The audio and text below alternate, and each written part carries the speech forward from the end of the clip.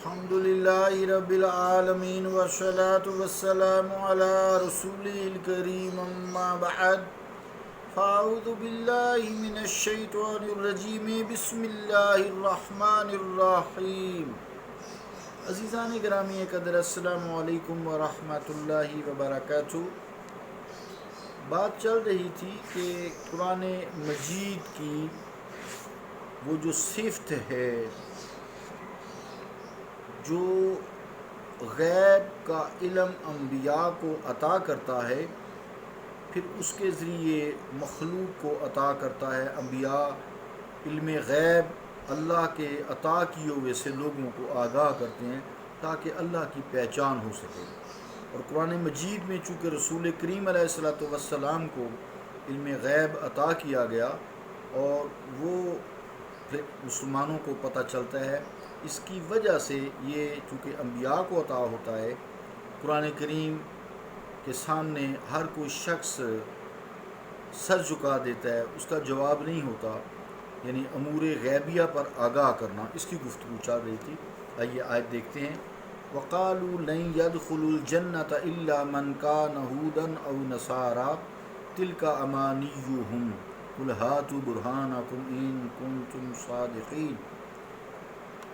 یہ سورہ البقرہ کی 111 نمبر آیت ہے. اس کا ترجمہ یوں ہے کہ انہوں نے کہا نہیں داخل ہوگا جنت میں کوئی بھی بغیر ان کے جو یہودی ہیں یا عیسائی. یہ ان کی من گھڑت باتیں ہیں. آپ انہیں مصطفیٰ فرمائیے لاؤ کوئی دلیل اگر تم سچے ہو. تو یہود کو اپنے دین پر بڑا غرور تھا. وہ یہ بات ڈنکے کی چوٹ پر کہتے تھے کہ جنت میں ان یہود و نصارہ کے بغیر کوئی نہیں داخل ہوگا. دونوں ہی اہل کتاب مشرک ہیں. اللہ تعالیٰ پھر انہیں شرمسار کرتا ہے اور فرماتا ہے قُلْ إِنْ كَانَتْ لَكُمُ الدَّارُ الْآخِرَةُ قُلْ إِنْ كَانَتْ لَكُمُ الدَّارُ الْآخِرَةُ عِنْدَ اللَّهِ خَالِصَةً مِّن دُونِ النَّاسِ فَتَمَنَّوُا الْمَوْتَ إِن كُنتُمْ صَادِقِينَ. سورہ بقرہ کی 94 نمبر آیت ہے. ترجمہ کیا ہے کہ آپ فرمائیے مصطفیٰ صلی اللہ علیہ وسلم اگر تمہارے لیے دار آخرت کی نعمتیں اللہ کے ہاں ہیں، مخصوص ہیں تمام لوگوں کو چھوڑ کر، تو بھلا آرزو کرو موت کی اگر تم سچے ہو. عزیزان گرامی قدر، وہ بڑی تمکنت اور شوق کے ساتھ یہ دعویٰ کرتے تھے نا، دار آخرت کی ساری راحتیں، آسائشیں اور عزت افزائیاں صرف ان کے لیے مخصوص ہیں. ان کے اس دعویٰ کو لغو ثابت کرنے کے لیے، دعوے لغویت کو لغو ثابت کرنے کے لیے انہیں کہا گیا کہ یہ دنیا مصیبتوں کا گھر ہے، آلام و مصائب سے بھری پڑی ہے، اس میں آلام و مصائب ہیں، یہ دنیا رہنے کی جگہ نہیں ہے، آزمائشیں ہیں. ذرا تمنا تو کرو موت کی، اور تم جنتی اگر دعوے دار ہو جنت کی ابدی بہاروں کے مزے لوٹنے لگو گے اگر تم اپنے دعوے میں سچے ہو. لیکن کیا مجال کہ وہ اس کی تمنا کریں. دنیا کے ساتھ ان کا اتنا قلبی تعلق ہے کہ وہ کسی قیمت پر اس دارالمحن کو چھوڑنے کے لیے تیار نہیں ہوں گے. خبر غیر بتائی. پھر اس کے بعد کیوں کہا؟ یہ کہا اگر خبر غیب بتائی مصطفیٰ کریم علیہ السلام کو کہ اے میرے مصطفیٰ، آیت ہے وَلَن يَتَمَنَّوْنَهُ أَبَدًا بِمَا قَدَّمَتْ أَيْدِيهِمْ. سورہ بقرہ 95 نمبر آیت. اس کے آگے ساتھ بتایا نا کہ ہرگز وَلَن يَتَمَنَّوْنَهُ، کبھی وہ تمنا نہیں کریں گے، ہرگز تمنا نہیں کریں گے بسبب اپنے کرتوتوں کے. عزیزان گرامی ہیں قدر، ان کی کارستانیاں ہر وقت ان کے سامنے ہیں، اور اللہ کریم فرماتے ہیں انہیں معلوم ہے کہ صرف پلکیں بند کرنے کی دیر ہے، وہ ان کارستانیوں کی سزا بھگتنے کے لیے دوزخ میں پھینک دیے جائیں گے. قرآن کریم نے خبر غیب دے کر اعلان کر دیا کہ وہ ہرگز یہودی اور عیسائی کبھی بھی تمنا نہیں کریں گے.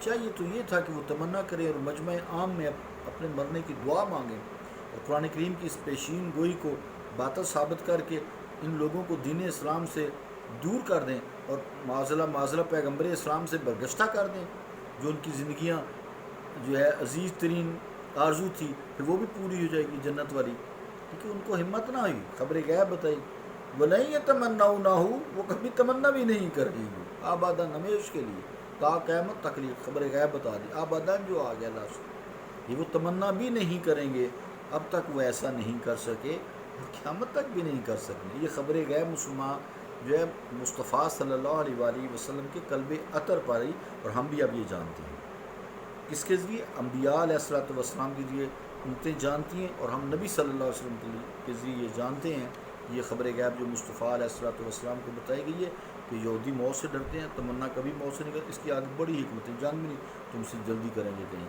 وہ ڈرتے ہیں موت سے، جہنم میں پھینک دیے جائیں گے۔ اس چیلنج کو قبول کرنے کی ان میں کبھی ہمت نہ ہوئی، آج تک ان کو ہمت نصیب ہی نہیں ہوئی۔ عزیزان گرامی قدر، حضور سرکار دو عالم صلی اللہ تعالیٰ علیہ وآلہ وسلم کا یہ ارشاد گرامی ہے، اگر وہ، اب دیکھیں یہ بھی خبر غیب ہی آئی نا، دل کی بات کر دی آقا علیہ الصلوۃ والسلام نے اللہ کے بتانے سے۔